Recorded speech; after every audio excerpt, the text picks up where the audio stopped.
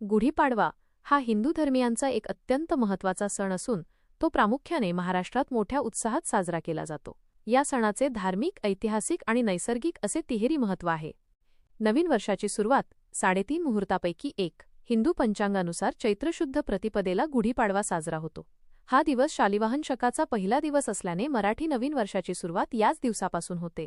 हा दिवस वर्षातील 3.5 मुहूर्तांपैकी एक मानला जातो. त्यामुळे नवीन वस्तू खरेदी करणे, व्यवसाय सुरू करणे किंवा कोणत्याही शुभ कार्याची सुरुवात करण्यासाठी हा दिवस अत्यंत शुभ समजला जातो. 2. पौराणिक आणि ऐतिहासिक महत्त्व.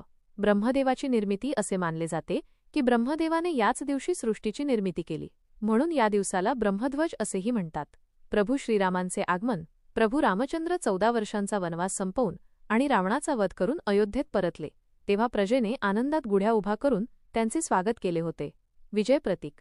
छत्रपती शिवाजी महाराजांनी सुरू केलेली मराठा साम्राज्याची विजय परंपरा आणि परकीय आक्रमकांवर मिळवलेला विजय याचे प्रतीक म्हणूनही गुढी उभारली जाते. 3. नैसर्गिक आणि आरोग्यविषयक महत्त्व. ऋतू बदल. वसंत ऋतूचे आगमन याच काळात होते. झाडांना पालवी फुटते आणि निसर्गाचे रूप पालटते. कडुलिंबाचे महत्त्व. या दिवशी कडुलिंबाची पाने, गूळ, जिरे आणि ओवा यांचे मिश्रण खाण्याची पद्धत आहे.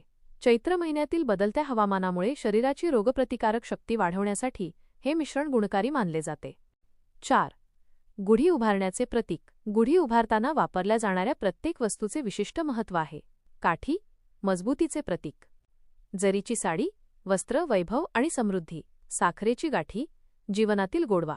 तांब्या, कळस, यशाचे शिखर. कडुलिंब आणि आंब्याची पाने, मांगल्याचे आणि आरोग्याचे प्रतीक.